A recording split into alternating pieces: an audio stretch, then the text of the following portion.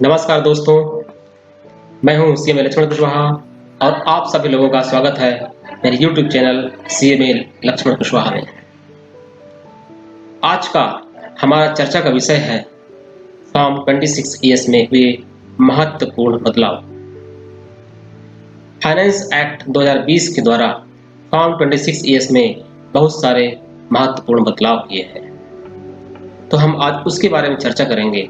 उनमें कौन कौन से बदलाव हुए हैं, उनका फ्यूचर इम्पैक्ट क्या पड़ने वाला है, पहले हम चर्चा करेंगे।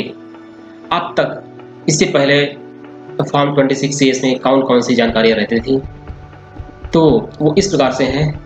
अब तक फॉर्म 26 सीएस में सिर्फ और सिर्फ टैक्स से जुड़ी हुई जानकारी रहती थी, जैसे कि आपका टीडीएस कितना कटा हुआ है, टीसीएस कितना कलेक्टेड है, या आपने कोई एडवांस टैक्स पे किया है, या आपको कोई टैक्स का रिफंड मिला हुआ है। तो ऐसी जानकारियाँ रहती थी। साथ में ही यदि आपने 50 लाख रुपए से अधिक कोई अचल संपत्ति ली है तो आपने उस पर टीडीएस का पेमेंट कितना किया है, उसकी जानकारी रहती थी। और लेकिन अब फॉर्म 26 ईएस एक नए रूप में रहेगा, उसमें बहुत सारी इंफॉर्मेशंस अवेलेबल रहेंगी। इस एक्ट के द्वारा गवर्नमेंट ने या इनकम टैक्स डिपार्टमेंट ने विभिन्न सरकारी अधिकारियों या सरकारी विभागों को अधिकृत कर दिया है कि किसी एसएससी के बारे में वो उनके रेवेन्यू या इनकम से संबंधित कोई भी जानकारी अपने विभाग से अपलोड कर सकते हैं, जो किसी एसएससी को असेस करने में सहायता कर सकते हैं या गवर्नमेंट ऑफ इंडिया को रेवेन्यू लीकेज से बचने में सहायता कर सकते हैं। तो आइए हम देखते हैं ऐसे कौन कौन से विभाग हैं जो किसी भी एसएससी के बारे में उनकी फाइनेंशियल ट्रांजैक्शन से संबंधित जानकारी अपलोड कर सकते हैं। जैसे जीएसटी विभाग है, गुड्स एंड सर्विस टैक्स विभाग है, वो किसी एसएससी के बारे में इंफॉर्मेशन या जो ट्रांजैक्शंस हुए हैं उनको अपलोड कर सकते हैं। कस्टम डिपार्टमेंट भी किसी भी एसएससी के बारे में फाइनेंस से जुड़ी हुई जानकारियां अपलोड कर सकते हैं। रेवेन्यू डिपार्टमेंट या रजिस्ट्रार ऑफिस आपके द्वारा साल भर में की हुई परचेजिंग ऑफ लैंड या प्रॉपर्टी या जो भी अचल संपत्ति आपने परचेज किया है उसकी जानकारियां अपलोड कर सकते हैं। या विदेश से संबंधित कोई भी फाइनेंशियल ट्रांजैक्शन जो हुआ है तो मिनिस्ट्री ऑफ एक्सटर्नल अफेयर्स भी ऐसी कोई जानकारी जो आपके असेसमेंट में गवर्नमेंट की हेल्प कर सकता है या रेवेन्यू लीकेज में सहायता कर सकते हैं, वो जानकारियां अपलोड कर सकते हैं। या ऐसे कोई भी विभाग, ऐसी कोई भी डिपार्टमेंट जो गवर्नमेंट के रेवेन्यू लीकेज में सहायता कर सकते हैं, वो किसी भी एसएससी के बारे में कोई भी जानकारी अपलोड कर सकते हैं और ये जानकारी उनके फॉर्म 26 ईएस में अवेलेबल रहेंगी। तो आइए हम देखते हैं ऐसे कौन कौन सी जानकारियां हैं जो अब हमारे नए 26 ईएस फॉर्म में अवेलेबल होंगी। तो वो जानकारियां इस प्रकार से हैं जो हमारे नए फॉर्म 26 ईएस में अवेलेबल रहेंगी। पहला है टैक्स डिडक्टेड या tax collected as source.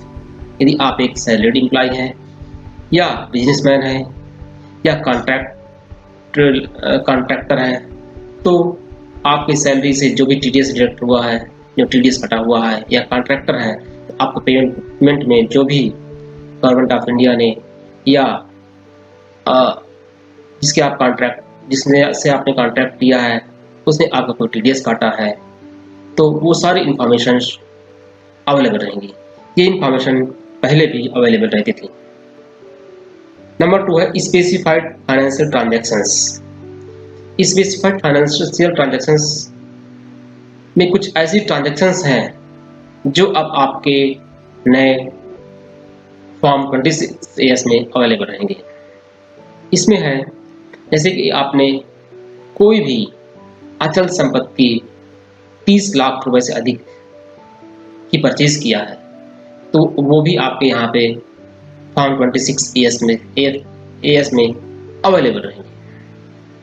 Number 2, यदि आपने पूरे साल भर में किसी करंट अकाउंट में या सेविंग अकाउंट में एक स्पेसिफाइड लिमिट से अधिक, जो गवर्नमेंट हर साल नोटिफाई करते रहेगी, उससे अधिक की लेन देन किया है तो वो भी आपके नए फॉर्म 26 एएस में या फॉर्म 26 एएफएस में अवेलेबल रहेंगे।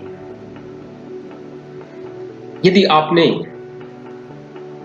कोई टैक्स पेमेंट किया है, कोई एडवांस टैक्स पे किया है या आपको कोई रिफंड मिला है तो वो भी आपके यहाँ फॉर्म 26 एएस में अब अवेलेबल रहेगा। ये टैक्स पेमेंट और एडवांस टैक्स की बातें पहले भी अब आपके फॉर्म 26 एएस में अवेलेबल रहती थी। अगर आपके अगेंस्ट कोई इनकम टैक्स की प्रोसीडिंग चल रही है या प्रोसीडिंग कंप्लीट हो गई है तो फॉर्म 26 एएस में अब ये भी अवेलेबल रहेंगी। अर्थात फॉर्म 26 एएस में वो सारी इंफॉर्मेशंस अब अवेलेबल रहेंगी जो किसी भी एसएससी के असेसमेंट में सहायता कर सकती हैं या गवर्नमेंट ऑफ इंडिया को रेवेन्यू लीकेज के रोकने में हेल्प कर सकती हैं। पहले ये जानकारियाँ सिर्फ और सिर्फ tax payment, tax refund, TDS collected या टीसीएस कलेक्टेड या 50 लाख रुपए से अधिक यदि हमने कोई अचल संपत्ति लिया है उस पे जो हमने टीडीएस पेमेंट किया है उससे पे ही सिर्फ लिमिटेड रहती थी। लेकिन अब ऐसी सारी जानकारियां विभिन्न विभागों द्वारा इनकम टैक्स डिपार्टमेंट को उपलब्ध कराई जाएंगी जो किसी भी एसएससी को असेस करने में, उनके असेसमेंट करने में गवर्नमेंट ऑफ इंडिया या इनकम टैक्स डिपार्टमेंट की सहायता कर सकते हैं। तो आइए हम जानते हैं इस फॉर्म 26 एएस का फर्दर इम्पैक्ट क्या होगा या इससे हमें क्या लाभ मिलने वाले हैं। नंबर 1, अब फॉर्म 26 एएस हमारे पूरे साल में हुए फाइनेंशियल ट्रांजैक्शन का या टैक्स पेमेंट का या जो भी हमने फाइनेंशियल ट्रांजैक्शन किया है उनका लेखा जोखा प्रस्तुत करेगा। इसलिए यदि हम बैंक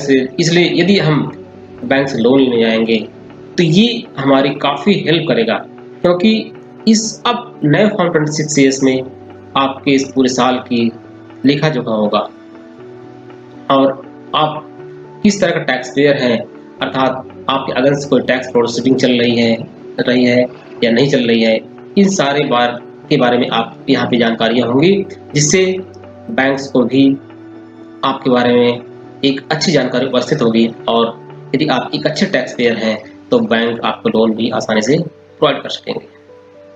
नंबर 2, यदि अब फॉर्म 26 एएस में बहुत सारी जानकारियाँ अवेलेबल रहेंगी, इसलिए आरटीआर भरते समय बहुत सारी इंफॉर्मेशंस ऑटो पॉपुलेटेड होंगी। आपको इन इंफॉर्मेशंस को सिर्फ और सिर्फ यस या नो में देख करके श्योर करना है कि जो इंफॉर्मेशंस ऑटो पॉपुलेटेड हो रही हैं वो सही हैं या गलत हैं, और यदि गलत हैं तो उनको करेक्ट करना है। नंबर 3, फॉर्म 26 एएस के नए रूप में आ जाने से अब गवर्नमेंट ऑफ इंडिया को रेवेन्यू लीकेज रोकने में काफ़ी सहायता मिलेगी। अर्थात किसी भी एसएससी के द्वारा कोई भी इनकम छिपाना इतना आसान नहीं होगा क्योंकि फॉर्म 26 एएस में अब वो सारी जानकारियाँ रहेंगी जो एक एसएससी को असेस करने में जरूरत पड़ेगी। इसीलिए हर एसएससी को ये चाहिए कि अपना इनकम टैक्स रिटर्न एक ईमानदारी के साथ भरें, क्योंकि अब जो फॉर्म 26ES अवेलेबल होगा इसमें कोई भी इनकम या कोई भी फाइनेंशियल ट्रांजैक्शन की इंफॉर्मेशन छुपाना इतना आसान नहीं होगा।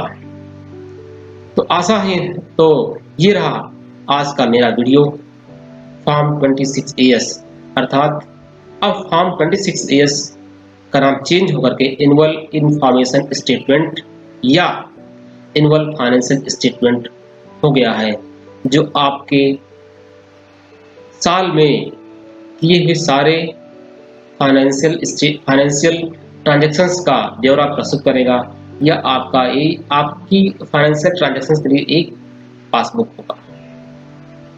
तो मुझे आशा ही नहीं, पूर्ण विश्वास है कि आपको ये मेरे इस वीडियो से काफ़ी जानकारी मिलेगी। और यदि आपको मेरा ये वीडियो पसंद आया हो तो ज़रूर लाइक कीजिए, सब्सक्राइब कीजिए एवं शेयर कीजिए। धन्यवाद।